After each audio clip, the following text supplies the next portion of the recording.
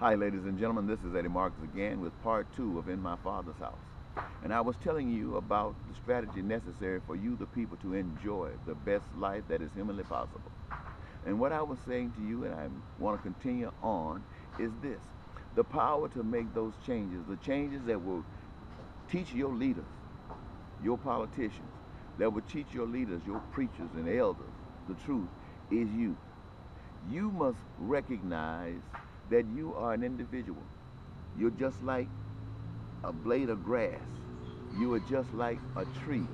You are just like a flower.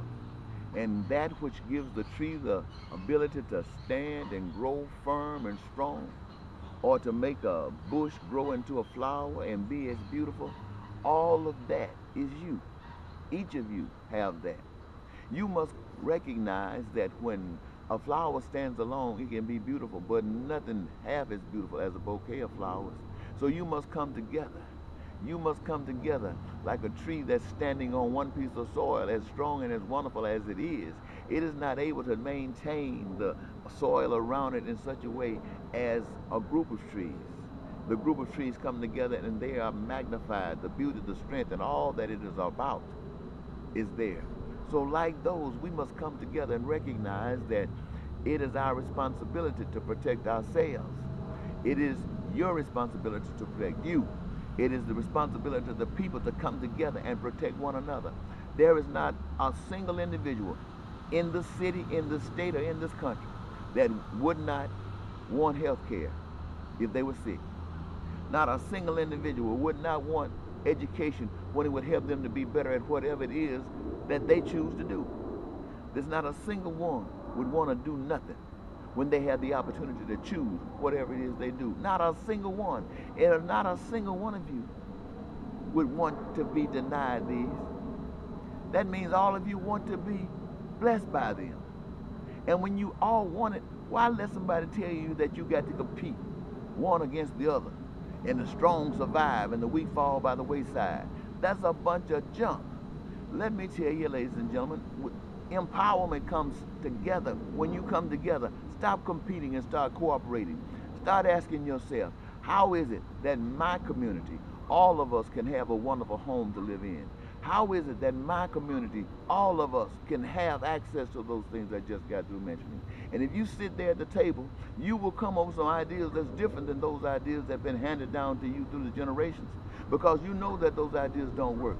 So you got to come up with something new. And I can tell you, if you know that you got to have it because that's the only way it's going to work, you'd come up with some ideas and you would be excited. And they are very simple. And when you use those ideas, put those ideas into play, you would have exactly what you set out to have. So you got to protect yourself, and you got to protect one another. You got to choose politicians who go into office to work for you, not against you. Not to work for some and not the others, but to work for every last one of you. Not to say I'm going to work for this particular interest or that particular interest, but I'm going to work for the interest of the people. You tell them what you want done, and it is their responsibility to see that it gets done. And if they can't get it done, they must let you know why and what is it that is missing, and you give them that support. And having worked with you and the politicians together, when you fall short, then you must be able to take it together to a level of authority that's supposed to be stronger than you. And that level of authority has to commit themselves just as you have committed yourselves, whether it's at the state level or whether it is at the federal level. But wherever you go, and those politicians that you have hired fail to respond to your wishes and your desire, you have an obligation and a duty to fire their butts and send them back home, and replace them with others who respect you and are glad to have the opportunity to serve you, the people. Not some of you, not special interests, but you, the people, because you have given them a refreshed reality that is not about special interests anymore. The only special interest is the interest of you, the people, every last one of you, because you know that everyone that is blessed means that you all are blessed. And for everyone that hurts, takes away part of your blessing. You know that. And your politicians learn that because that's the way you're responding. And all the way up the ladder, yeah, sure, if this system that we have today is not capable of responding to you in such a way, you the people know that it is your duty to change it, so that it will oblige your concern. For these preachers out here who talking about God, who talking about a way to heaven, and not standing trying to support your life here on the earth, you must let them know that you don't want to hear them say about God not one word if they don't care about the pain and suffering that you're trying to avoid. You don't want to hear them say one thing about saving your soul if they don't walk with you, stand with you, by your side every step of the way in the places and the hellholes that you got to go through to evolve to where you want to come. You got to let them know that you are not expressing just your personal opinion, even though it is, but it's not yours alone. It is the opinion of the people who have come together and said, we are one. We are one. We are a body of human beings with all different gifts and talents that we want to put together to create the greatest picture that humanity can ever create, and that is life, as if we are living in paradise. I don't think that's so complicated. That's not hard to understand, but I know what the problem is. The problem is that you have been taught that this is not supposed to happen. You've been taught this by people who believe that the world was not created but came as a happenstance from a bang. You have been told that by people who have said that some are superior and others are not. You have been told that by people who said women did not have certain rights. You have been told that by people who have said that other people were less than animals. You are being told that by people who want you to pledge allegiance but leave God out. You have been told that by people who want to take away your Bill of Rights. You have been told that about people who don't want you praying anymore, because once they have siphoned that out of you, then the only thing you have to turn to is them, and they want you to be slaves. They want you to be slaves because that's the only way they feel powerful. Now, I tell you this because I know exactly what I'm talking about, and I tell you this, ladies and gentlemen, if you don't listen to me, and I'm not the only one talking, there are others out here talking the truth just like I'm talking it to you. So wherever you are, if you're listening to my voice today, you can search around and you can find other voices that speaking the same message that I'm speaking to you. I want to tell you a secret too.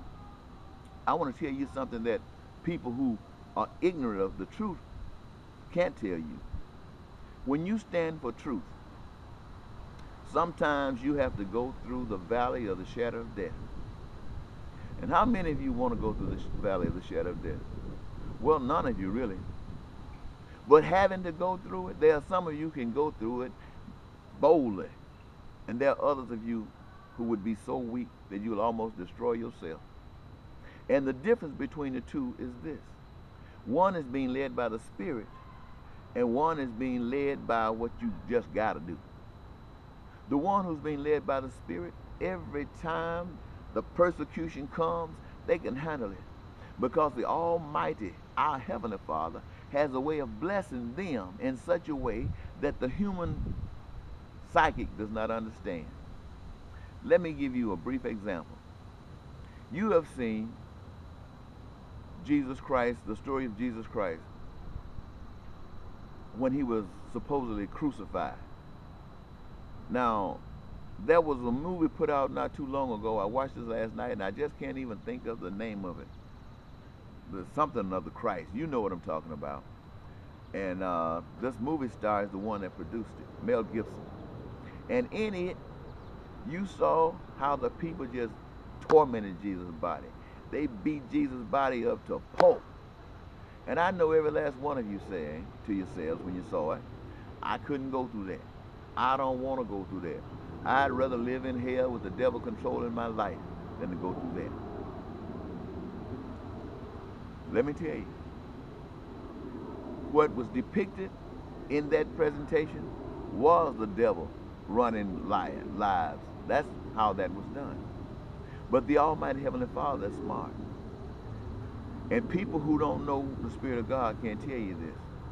But the greatest and the most wonderful moment that Jesus Christ ever experienced on this earth was when he was standing on that cross, when he was nailed to that cross. It was magnificent. I know you can't fathom that, but it was magnificent. And see, Jesus didn't come to die on the cross. Jesus came to show you the way to life, just like I'm trying to show you right now. What I'm telling you right now is nothing but the Spirit of Christ. But just like people are resisting me, they resisted Christ to the extent because he did have some powers that I can't even manage. And so they slaughtered him. And you see it as complete slaughter that you never want to experience. But if you were led by the Spirit of God, every slaughter, I've been to prison, and I felt like I was on top of the world. And I only share this with you because it's a message that you won't hear from others. I think I'm going to take my little time and get out of here now, and I hope I've said something that will help you. I hope that you will listen and be inspired. God, I pray that whoever listens to this be inspired and are led to go a step beyond where they've gone. I'm here for you for right now. I don't know how long I'm going to be here, but as long as I'm alive, I'm here for you. And until next time, this is Eddie Marcus, spokesman and advocate for basic human rights for all people, and that is you.